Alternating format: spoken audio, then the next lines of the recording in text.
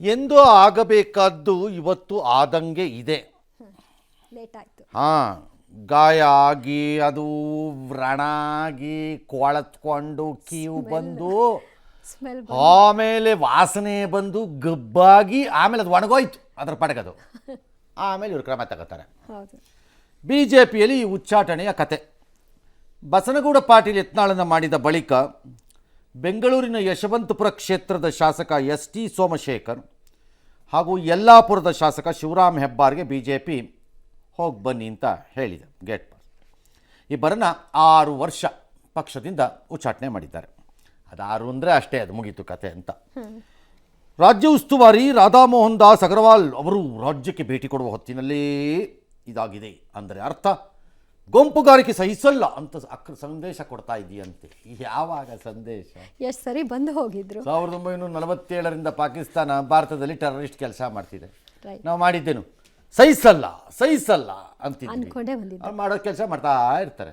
ಹಂಗೆ ಇದುವೆ ಏನೋ ಒಂದು ಕ್ರಮ ತಗೊಂಡಿದ್ದಾರೆ.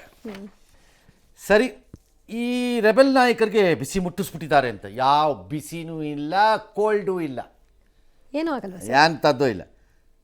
ವಿಜಯೇಂದ್ರ ಮಾತ್ರ ಇಬ್ಬರ ಪಕ್ಷ ವಿರೋಧ ಚಟುವಟಿಕೆ ಏನು ಅಂತ ಹೈಕಮಾಂಡ್ಗೆ ಗೊತ್ತಿತ್ತು.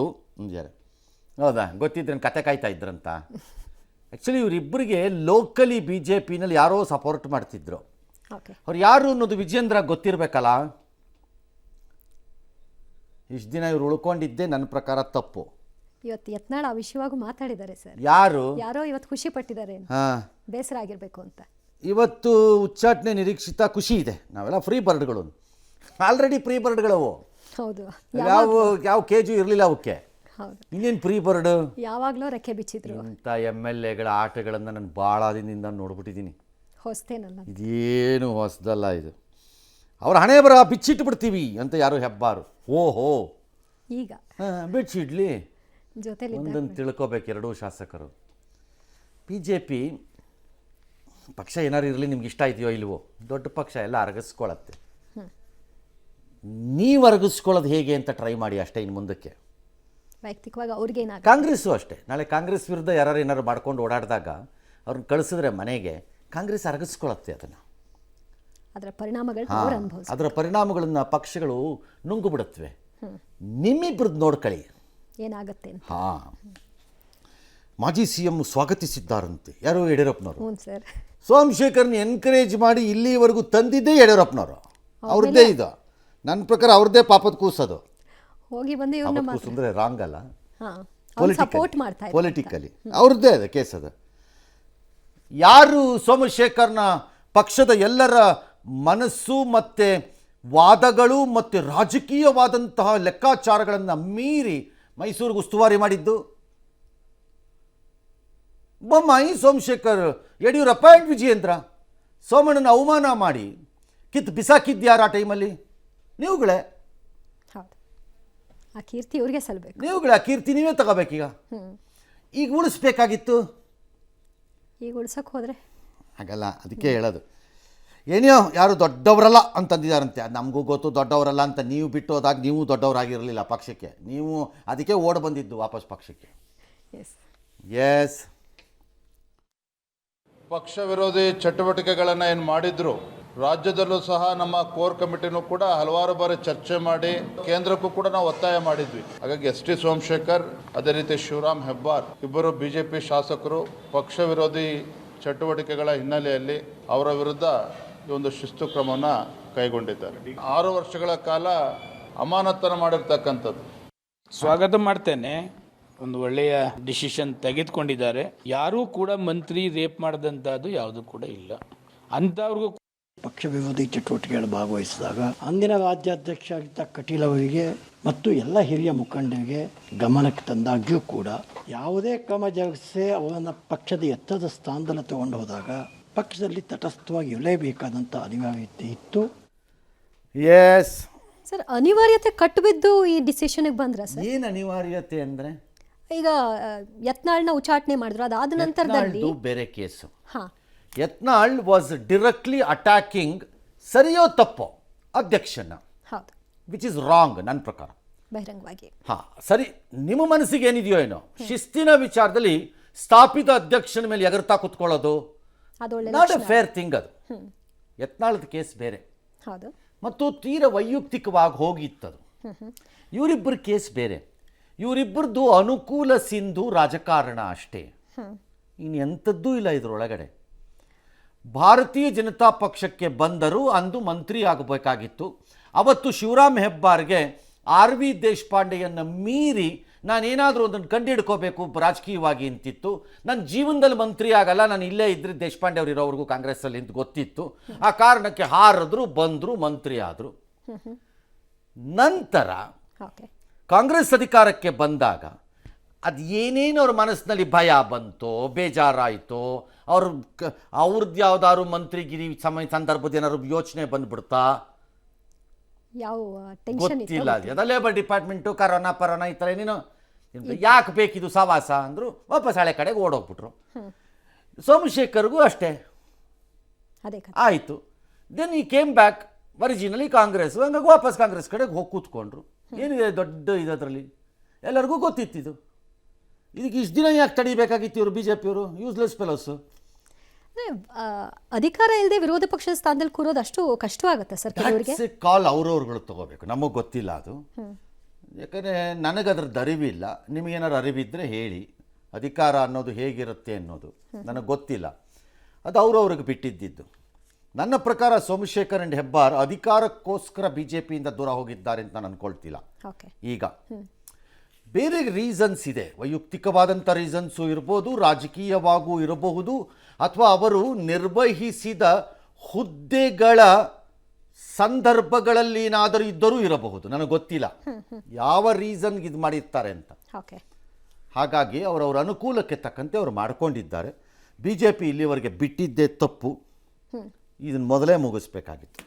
ಪಾಯಿಂಟ್ ಈಸ್, ನರೇಂದ್ರ ಮೋದಿ ದೇಶಕ್ಕೆ ಒಂದೇ ಚುನಾವಣೆ ತರೋಣ, ಅದು ತರೋಣ, ಇದು ತರೋಣ, ಅದು ಮಾಡೋಣ, ಇದು ಮಾಡೋಣ, ನಾನು ಮಂಗ್ ಚಚಾಕ್ಬಿಡ್ತೀನಿ, ಹಿಂಗೆ ಬಡ್ದಾಕ್ಬಿಡ್ತೀನಿ ಎಲ್ಲರೂ ಅಂತೆಲ್ಲ ಹೇಳ್ತಾರಲ್ಲ ಇವರು.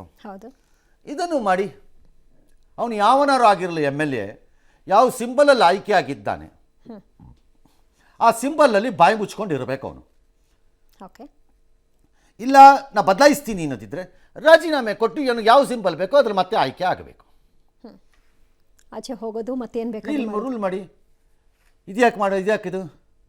ಯಾಕಂದರೆ ನಿಮ್ಮ ಅನುಕೂಲಕ್ಕೆ ತಕ್ಕಂತೆ ಭಾಳ ರಾಜ್ಯಗಳಲ್ಲಿ ಹೆಲ್ಪ್ ಆಗುತ್ತಲ್ಲ, ಅದು ಮಾಡಲ್ಲ. ಮಾಡಿ ನೋಡೋಣ. ಕ್ಲೀನ್ ಮಾಡೋದೇ ಆದರೆ ಮಾಡ್ರಪ್ಪ ನೋಡೋಣ. ಹಿಂಗೆ ಒಂದೊಂದು ಹೋದಾಗ ಮಾತ್ರ ಹೇಳೋದಲ್ಲ, ಸುಮ್ಮನೆ ಬುರ್ಡೆ.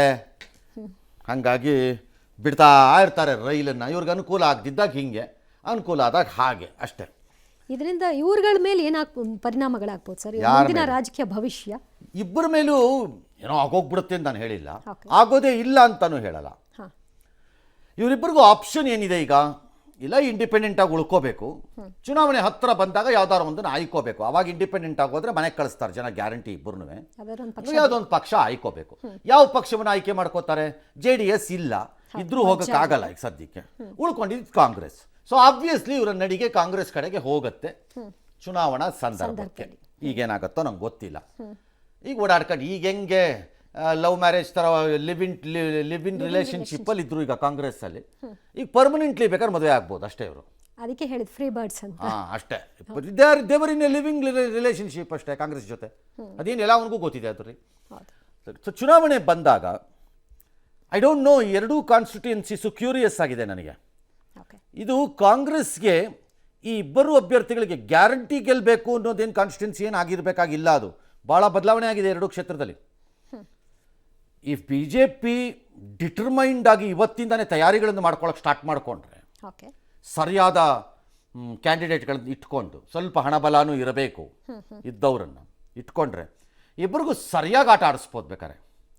ಏನು ಕಷ್ಟ ಇಲ್ಲ, ಅದು ಅವಕಾಶಗಳಿದೆ. ಅದೇನು ಕಷ್ಟ ಇಲ್ಲ. Particularly Yeshwanthpur can be on a danger list ಒಳಗೆ ಬಂದ್ಬಿಡ್ಬೋದು ಬೇಕಾರೆ ಕರೆಕ್ಟಾಗಿ ಮಾಡಿದ್ರೆ. ಹಾಗೆ ಅಲ್ಲೂ ಅಷ್ಟೇ. ಯಾಕಂದರೆ ಹೆಬ್ಬಾರ್ನ ಅಪೋಸ್ ಮಾಡೋ ಕಾಂಗ್ರೆಸ್ನವರಲ್ಲಿ ಇರ್ತಾರೆ. ಅಲ್ಲೋಗಿ ಇಲ್ಲಿ ಬರೋದು, ಇಲ್ಲೋಗಿ ಅಲ್ಲಿ ಬರೋದು ಅಂತ. BJP ಸ್ಟ್ರಾಂಗ್ ಅಲ್ಲಿ ಇದ್ದೂ ಇರುತ್ತೆ. ಹಾಗಾಗಿ ದೇ ಕ್ಯಾನ್, ಗೊತ್ತಿಲ್ಲ ಜನ ಏನು ಮಾಡ್ತಾರೆ ಅಂತ. ಅದನ್ನು ಅವರಿಬ್ಬರು ಎದುರಿಸ್ಬೇಕು. ಎಸ್. ಇನ್ನು ಬಿಜೆಪಿಯಿಂದ ಸಾಲು ಸಾಲು ಉಚ್ಚಾಟನೆಯಿಂದ ತಾಂತ್ರಿಕವಾಗಿ ಬಲಾಬಲ ಕುಸಿತವಾಗಿದೆ. ವಿಧಾನಸಭೆ ಚುನಾವಣೆಯಲ್ಲಿ 66 ಸ್ಥಾನವನ್ನು ಗೆದ್ದಿತ್ತು ಬಿಜೆಪಿ. ಬೈ ಎಲೆಕ್ಷನ್ನಲ್ಲಿ ಶಿಗ್ಗಾವಿ ಕಳ್ಕೊಂಡು 65 ಸ್ಥಾನ ಕುಸಿತು. ಆನಂತರ ಯತ್ನಾಳ್, ಈಗ ಸೋಮಶೇಖರ್, ಹೆಬ್ಬಾರ್ ಉಚ್ಚಾಟನೆಯಿಂದ 62ಕ್ಕೆ ಬಂದಿದೆ. ಇನ್ನು ಇಬ್ಬರು ಶಾಸಕರ ಉಚ್ಚಾಟನೆ ಕುರಿತಾಗಿ ಹಲವರು ಹೇಳಿಕೆಗಳನ್ನ ಕೊಟ್ಟಿದ್ದಾರೆ. ಡೌಟೇ ಇಲ್ಲ, ಮುಜುಗರ ಆತಾಯಿತು. ಅದಕ್ಕೋಸ್ಕರ ಕೇಂದ್ರದ ನಾಯಕರು ಕ್ರಮ ತೆಗೆದುಕೊಂಡಿದ್ದಾರೆ, ಸ್ವಾಗತ ಮಾಡ್ತಾರೆ. ಯಾರು ಪಕ್ಷಕ್ಕೆ ದ್ರೋಹ ಬಗೆತಾರೋ ಅವ್ರ ಬಗ್ಗೆ ಕೇಂದ್ರ ನಮ್ಮ ನಾಯಕರು ಏನು ಕ್ರಮ ತೆಗೆದುಕೊಳ್ತಾರೋ ಅದಕ್ಕೆ ಪೂರ್ತಿಯಾಗಿ ನಾನು ಬೆಂಬಲವನ್ನು ಕೊಡ್ತೀನಿ. ಉಚ್ಚಾಟನೆ ಆಗಿದೆ. ಅವರಿಬ್ಬರು ಇವತ್ತು ಖುಷಿಯಾಗಿರಬೇಕು, ಎಸ್ ಟಿ ಸೋಮಶೇಖರ್ ಅವರು ಮತ್ತು ಹೆಬ್ಬಾರ್ ಅವರಿಗೆ. ಯಾಕೆ ಅಂತಂದರೆ ಇಷ್ಟು ದಿವಸ ಅತಂತ್ರವಾಗಿ ಇದ್ರು, ಹೆಚ್ಚು ಕಡಿಮೆ ಕಾಂಗ್ರೆಸ್ನಲ್ಲೇ ಗುರುತಿಸಿಕೊಂಡೇ ಕೆಲಸ ಮಾಡ್ತಿದ್ರು. ಆದರೆ ಕದ್ದು ಮಾಡಬೇಕಾಗಿತ್ತು. ಅದಕ್ಕೆ ಇವತ್ತು ನಮ್ಮ ಪಕ್ಷ, ನಮ್ಮ ಮುಖಂಡರು ಅವರನ್ನ ಸ್ವತಂತ್ರರನ್ನಾಗಿ ಮಾಡಿದ್ದಾರೆ. ನಮ್ಮ ಜೊತೆ ಅವರಿಗೆ ಇರಲಿಕ್ಕೆ ಇಷ್ಟ ಇಲ್ಲ ಅಂತಂದ್ರೆ ಅವರು ರಾಜೀನಾಮೆ ಕೊಟ್ಟು ಹೋಗ್ಬೇಕಾಗಿತ್ತು.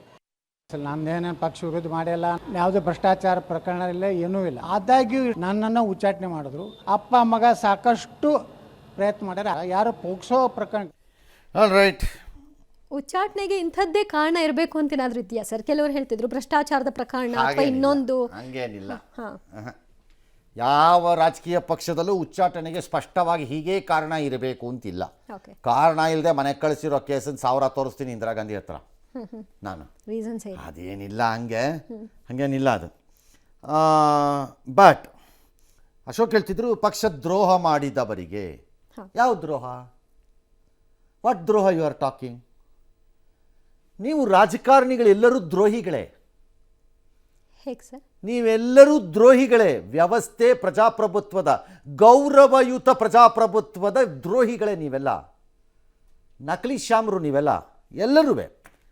ಇದೇ Somashekar or Hebbar or anybody ಅವರವರು ಆಯ್ಕೆಯಾಗಿದ್ದ ಪಕ್ಷದಿಂದ ಹೊರಕ್ಕೆ ಬಂದು ನಿಮಗೆ ಸರ್ಕಾರವನ್ನು ಮಾಡಲಿಕ್ಕೆ ಜಾಗ ಮಾಡಿಕೊಟ್ಟಾಗ ದ್ರೋಹಿಗಳಾಗಲಿಲ್ವ ಅವರು? ಆ ಪಕ್ಷದ್ದು ಇವ್ರಿಗೆ ಅನುಕೂಲಕರವಾಗಿತ್ತಲ್ಲ, ಅವತ್ತಾಗಲಿಲ್ವಾ?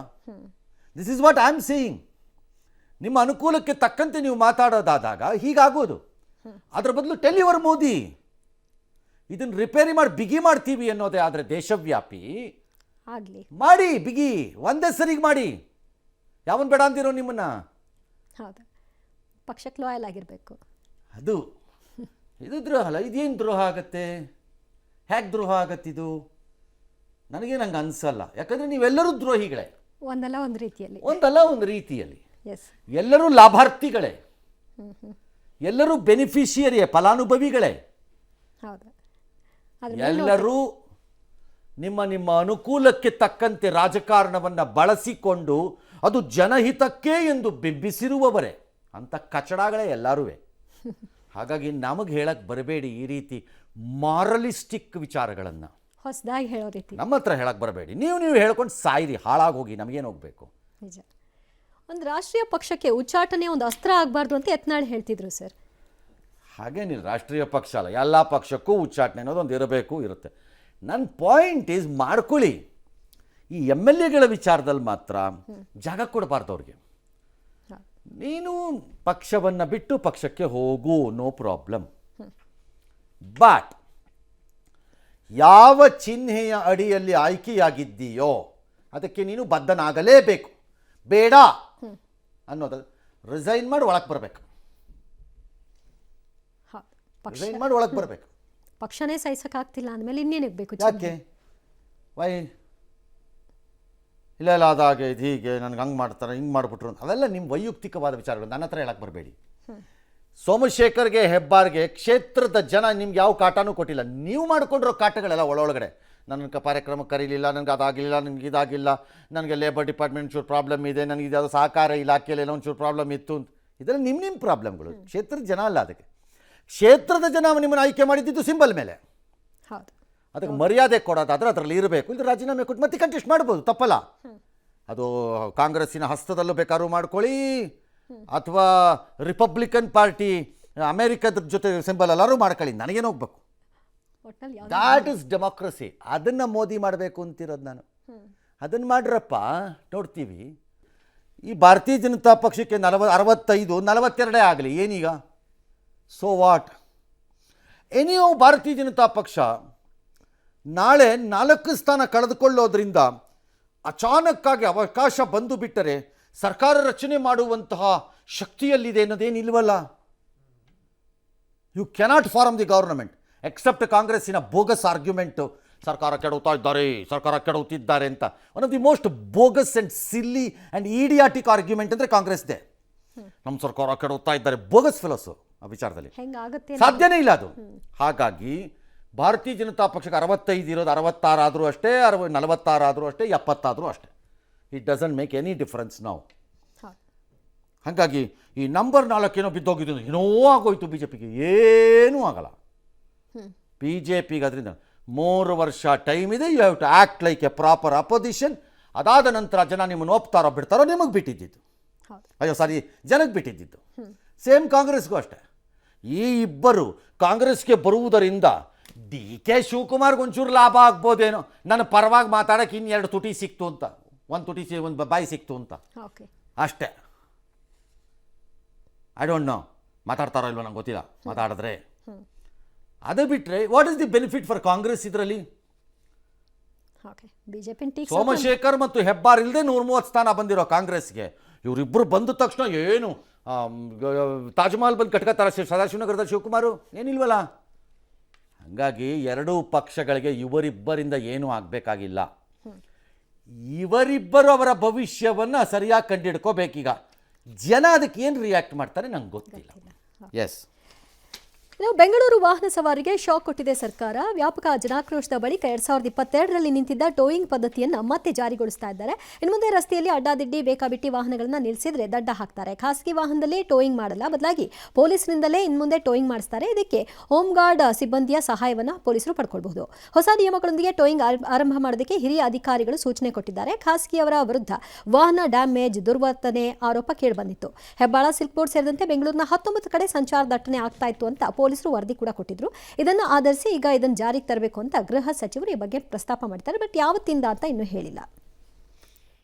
ನಲ್ಲಿ ಟ್ರಾಫಿಕ್ ಸಮಸ್ಯೆ ಬಹಳ ಇರ್ತಕ್ಕಂಥದ್ದು.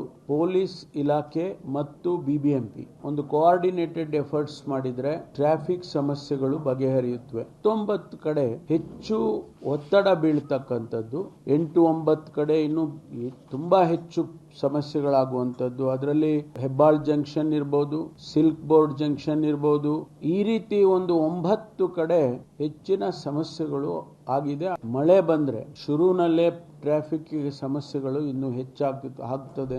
ಈಶ್ವರ್ ಮಾತಾಡಿದ್ದಕ್ಕೂ ಪಾರ್ಕಿಂಗಿಗೂ ಏನು ಸಂಬಂಧ?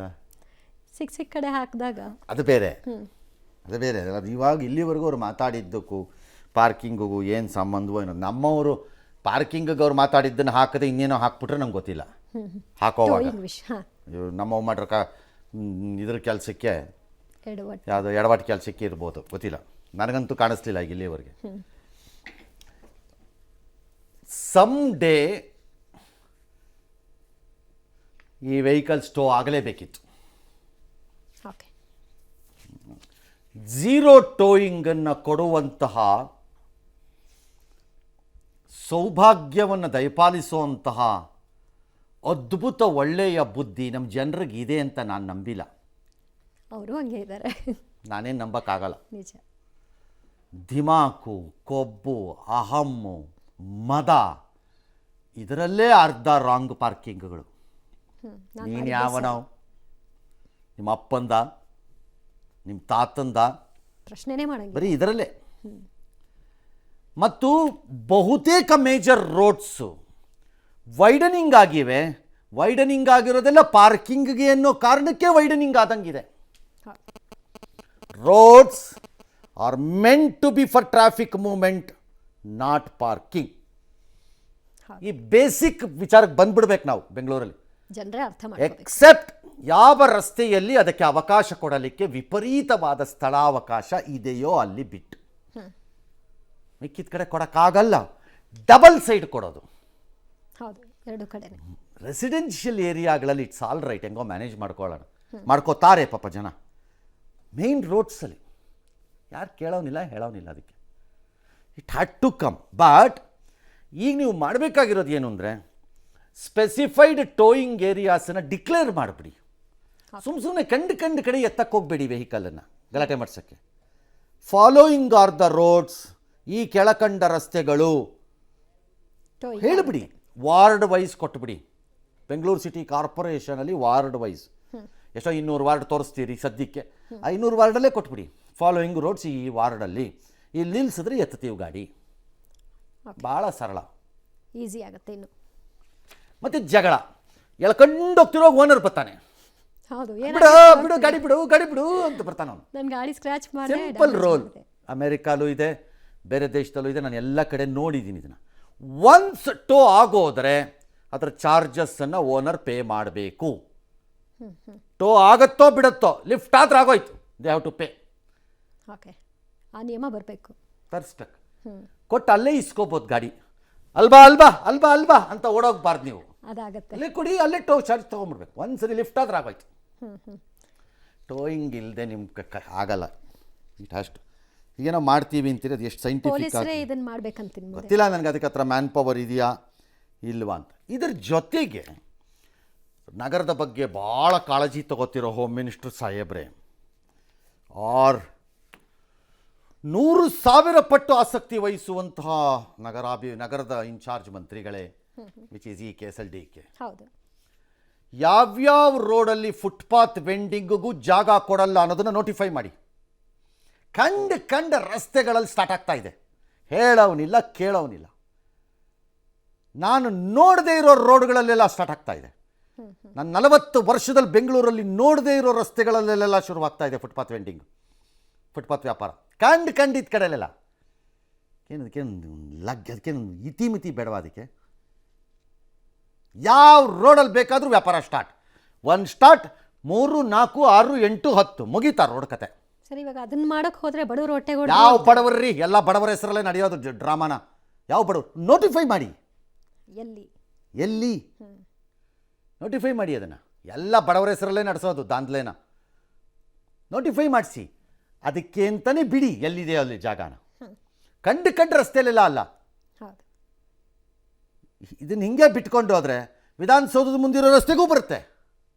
ಅಲ್ಲಿ ಯಾಕೆ ಬಡವರು ಬರಬಾರ್ದು? ಯಾಕೆ ಬರಬಾರ್ದು ಬಡವರು? ವಿಧಾನಸೌಧದ ಮುಂಭಾಗದಲ್ಲಿ ದೋಸೆ ಹೋಟ್ಲು ಯಾಕೆ ಇಡಬಾರ್ದು ಗಾಡಿನಲ್ಲಿ?